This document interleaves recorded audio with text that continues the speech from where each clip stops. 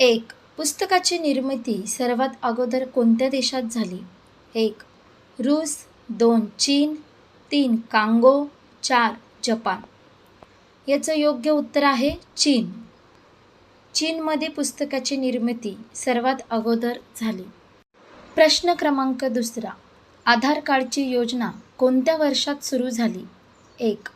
2010. 2. 2005. 3. 2009. 4. 2006. याचं योग्य उत्तर आहे 2009.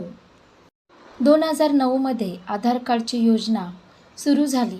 यावेळेस 5 वर्षाच्या वरच्या सर्व लोकांसाठी आधार कार्डची योजना ही सुरू झाली होती.